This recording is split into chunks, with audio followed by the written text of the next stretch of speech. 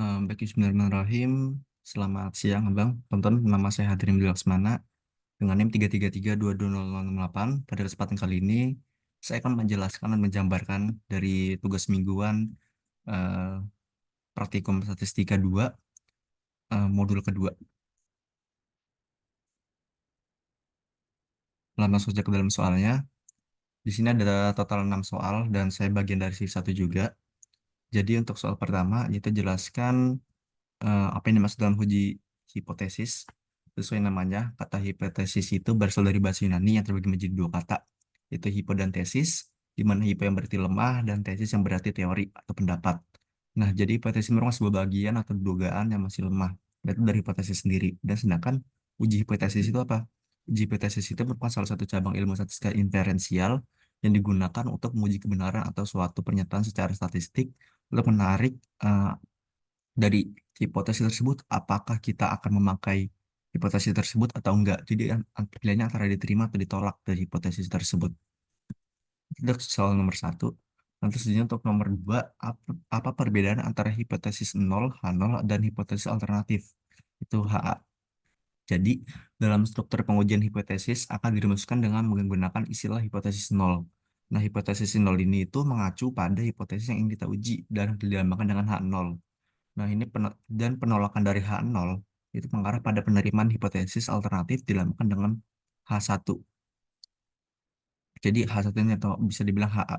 Jadi ketika memang jadi terlihat jelas bahwa perbedaannya adalah bahwa hipotesis nol ini merupakan sebuah hal yang kita uji dan penolakan dari H0 ini mengarah pada penerimaan yang memang dilambangkan dengan HA. Hipotesis alternatif HA biasanya mewakili pertanyaan yang harus dijawab atau teori yang akan diuji. Dan dengan demikian spesifikasinya sangat penting. Jadi hipotesis nol meniadakan atau menentang dari HA dan seringkali merupakan pelengkap logis untuk HA. Jadi memang terlihat bahwa perbedaannya itu eh, dari latar belakangnya saja terlihat beda bahwa memang H0 merupakan sebuah hipotesis yang akan diuji, sedangkan HA merupakan objek yang akan diuji. Dan apakah kita akan memutuskan apakah untuk menerima atau tidak dari hipotesis tersebut. Jadi untuk soal nomor 3, sebutkan langkah-langkah dalam melakukan pengujian hipotesis. Atau langkah-langkah dalam pengujian hipotesis ini ada 6. Yaitu yang pertama itu tentukan hipotesisnya apa. Jadi harus mengetahui terlebih dahulu hipotesis apa yang mau kita bawa dalam hal ini. Itu juga yang kedua itu tentukan tingkat signifikasi. Jadi biasanya kalau nggak diketahui tingkat signifikasinya itu, bakal yang biasa dilakukan adalah tingkat kesalahan sebesar 5%. Nah, selanjutnya yaitu langkah ketiga itu merupakan statistik uji. Terus juga langkah keempat itu menentukan daerah kritik. Nah, jadi H0 bisa diterima bila dan uh, jadi dari daerah kritik ini tuh H0 dapat ditentukan apakah diterima atau ditolak. Selanjutnya itu keputusan H0 apakah diterima atau ditolak. Jadi untuk menolak dalam jadi untuk menolak atau menerima dari hipotesis ini dilakukan dengan metode, ada dua metode, yaitu yang pertama membandingkan nilai membandingkan nilai P atau P value dengan nilai A. Jadi P value ini merupakan merupakan peluang nilai sampel terletak di luar daerah penerimaan atau di dalam daerah kritis. Terus juga eh, untuk metode kedua yaitu metode B itu membandingkan nilai parameter hitung dengan nilai pada tabel. Jadi bila nilai parameter hitung lebih besar daripada nilai tabel, maka kesimpulan hipotesis nol ditolak atau ada perbedaan antara statistik sampel dengan parameter populasi. Selanjutnya itu langkah 6 yaitu menginterpretasikan kesimpulan sesuai dengan masalah. Jadi ketika kita sudah mendapat kesimpulan apakah hipotesis itu bakal diterima atau ditolak, maka kita bisa menginterpretasikannya dari hipotesis tersebut. Nah, dan langkah keenam merupakan sebuah langkah krusial dan di mana langkah keenam merupakan sebuah langkah yang membantu dalam menjelaskan kenapa hipotesis itu diterima dan mengapa hipotesis itu ditolak dan juga dapat diinterpretasikan kepada kasus-kasus apa saja yang dijadikan eh, dihipotesiskan, dihipotesakan. Untuk soal nomor 4, jelaskan perbedaan antara left tail test, right tail test, dan two tail test. Jadi, sebelum masuk dalam perbedaannya, left tail test, right tail, dan two tail itu merupakan tiga pendekatan yang berbeda dalam pengujian hipotesis yang digunakan untuk mengevaluasi perbedaan atau efek dalam sampel data. Nah, left tail test ini merupakan peraturan utamanya adalah nilai yang lebih rendah dari parameter populasi tertentu. Dan area kritis berada di area sebelah kiri distribusi probabilitas. Sebaliknya, rektel, tadi kiri rektel, dan tekanan tes fokus pada nilai tinggi-tinggi dari parameter populasi tertentu. Dengan area kritis terletak di sebelah kanan distribusi probabilitas. Hasilnya ada lagi yaitu tutel, yaitu tutel test itu mempertimbangkan kedua arah distribusi dan memungkinkan untuk mengevaluasi apakah ada perbedaan antara sampel dan parameter populasi, baik lebih besar maupun lebih kecil dari yang ditentukan. Jadi mempertimbangkan di sisi kanan maupun sisi kiri dari tutel base ini, tutel test ini. Nah, pemilihan jenis uji tergantung pada pertanyaan di penelitian diajukan serta hipotesis yang ingin diuji. Jadi sebelum kita menentukan dari ketiga metode ini mau pakai yang mana, kita harus mengetahui dulu penelitian diajukan serta hipotesis yang ingin diuji. Selanjutnya yaitu soal nomor 5. Berikan contoh penerapan uji hipotesis dalam keseharian. Nah, penerapan contoh uji hipotesis dalam keseharian, mungkin saya ambil contoh dari pekerjaannya. Jadi contohnya seperti seorang pemilik toko ingin mengetahui apakah melakukan promosi diskon dapat meningkatkan penjualan.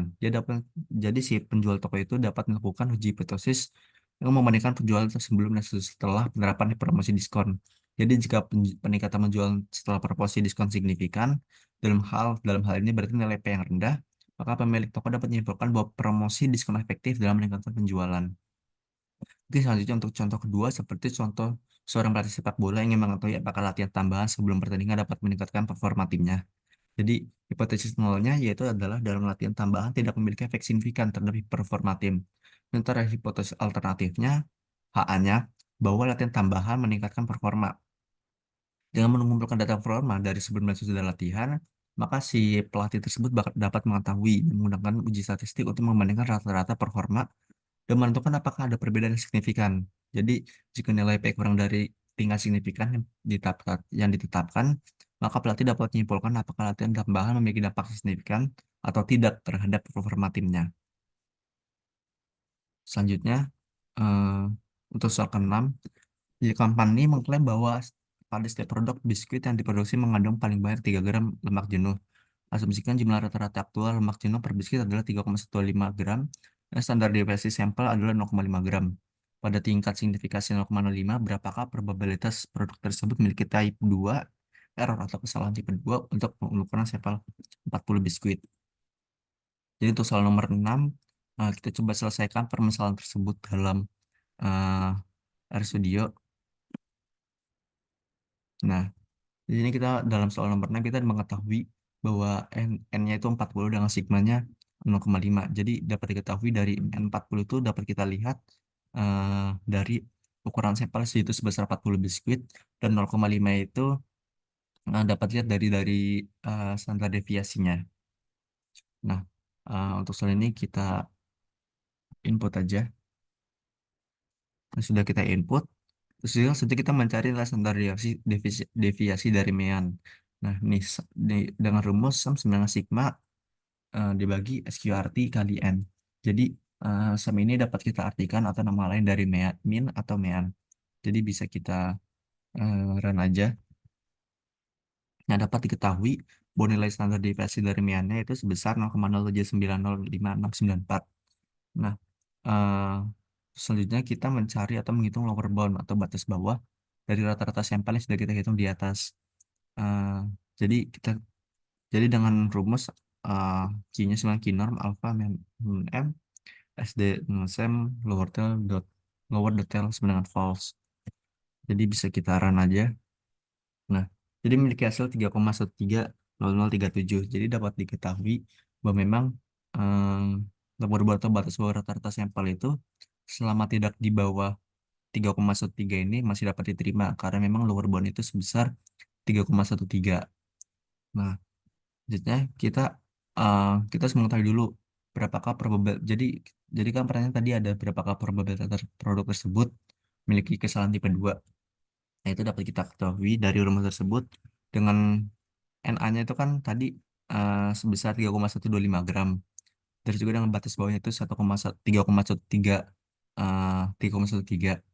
Jadi kita mengetahui berapa probabilitas dari eh, kedua dari kesalahan tipe 2 yang bakal kemungkinan terjadi. sekitaran aja. Nah, dari dengan NA3,15 dengan rumus di bawah ini, jadi dapat kita ketahui bahwa probabilitas terjadinya kesalahan tipe 2 itu sebesar 52,54%. Begitu.